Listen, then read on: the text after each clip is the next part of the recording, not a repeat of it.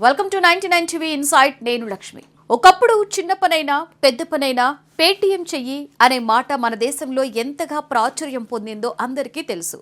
పాలమ్మే వ్యక్తి దగ్గర నుంచి కూరగాయలు అమ్మే వాళ్ళ వరకు, ఇంటి అద్దె ఇచ్చే వాళ్ళ నుంచి చిన్నపాటి బండి వ్యాపారాల వరకు అందరూ ఒకే మాట చెప్పేవారు: డబ్బులు చేతిలో ఇవ్వడం కన్నా మొబైల్లో ట్రాన్స్ఫర్ చేయడం సులభమైంది అని.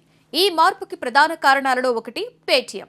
2010లో ప్రారంభమైన ఈ యాప్ డిజిటల్ ట్రాన్సాక్షన్లో ఒక సమయంలో రారాజుగా వెలిగింది. ముఖ్యంగా 2016లో జరిగిన నోట్ల రద్దు తర్వాత పరిస్థితి పూర్తిగా మారిపోయింది. నోట్ల కొరతతో ప్రజలు ఆన్లైన్ పేమెంట్స్ వైపు మళ్లారు. అదే సమయంలో ఫోన్పే, గూగుల్ పే లాంటి యాప్స్ కూడా మార్కెట్లోకి వచ్చాయి. ఈ 3 యాప్లు కలిసి డిజిటల్ చెల్లింపుల ప్రపంచాన్ని పూర్తిగా మార్చేశాయి. అయితే మొదట్లో భారీ ఆధిపత్యం ఉన్న పేటీఎం క్రమంగా తన స్థానాన్ని కోల్పోయింది. ఇప్పుడు చూస్తే మార్కెట్లో ప్రధానంగా నిలిచింది ఫోన్పే. ఎందుకంటే ఫోన్పే ఒక ముఖ్యమైన విషయాన్ని ముందుగానే గ్రహించింది. అదే యూపీఐపై ఫోకస్.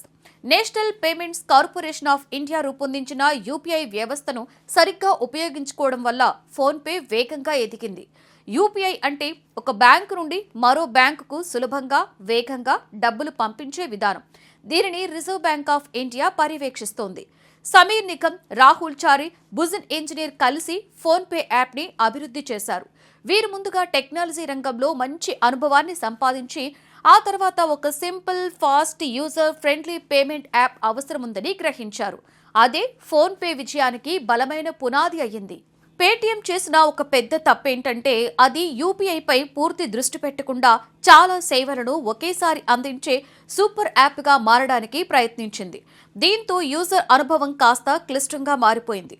కానీ ఫోన్పే మాత్రం ప్రధానంగా యూపీఐ ట్రాన్సాక్షన్ను సులభంగా చేయడంపైనే దృష్టి పెట్టింది. ఫలితంగా ప్రజలు ఎక్కువగా ఫోన్పే వైపు మొగ్గు చూపారు. మరొక ముఖ్యమైన విషయం వ్యాపారుల విషయంలో కనిపించింది. చిన్న వ్యాపారులకు సౌండ్ బాక్స్ వంటి పరికరాలు ఇవ్వడం ద్వారా పేటీఎం మొదట మంచి మార్కెట్ను సంపాదించింది. కానీ తర్వాత ఫోన్పే అదే ఆలోచనను ఇంకా తక్కువ ధరతో మంచి ఫ్యూచర్స్తో అందించింది. దీంతో వ్యాపారులు ఫోన్పే వైపు వెళ్లడం ప్రారంభించారు. ఇంకా ఒక పెద్ద కారణం ప్రభుత్వ నియమాలు. ఏ ఫైనాన్స్ కంపెనీ అయినా ప్రభుత్వ నిబంధనలు పాటించాలి. పేటీఎం కొన్ని సందర్భాలలో ఆ నియమాలని పూర్తిగా పాటించకపోవడంతో రిజర్వ్ బ్యాంక్ ఆఫ్ ఇండియా కొన్ని ఆంక్షలు విధించింది. దాంతో ప్రజల్లో నమ్మకం తగ్గింది. ఒకసారి నమ్మకం కోల్పోతే తిరిగి పొందడం చాలా కష్టం.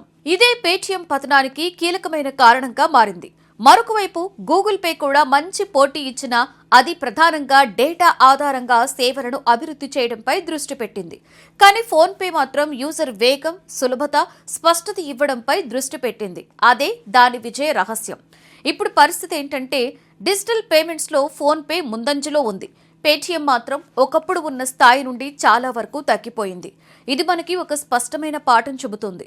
టెక్నాలజీ ప్రపంచంలో ఎవరు ముందుంటారో కాదు, ఎవరు మార్పులను త్వరగా అంగీకరిస్తారో వాళ్లే నిలబడతారు. మొత్తానికి పేటీఎం ఒకప్పుడు రారాజులా వెలిగిన చిన్న చిన్న వ్యూహాత్మక తప్పిదాల వల్ల తన స్థానాన్ని కోల్పోయింది. ఫోన్పే మాత్రం సరైన సమయంలో సరైన నిర్ణయాలు తీసుకుని వినియోగదారుల అవసరాలను అర్థం చేసుకుని ఈరోజు డిజిటల్ పేమెంట్స్ ప్రపంచంలో అగ్రస్థానానికి చేరుకుంది.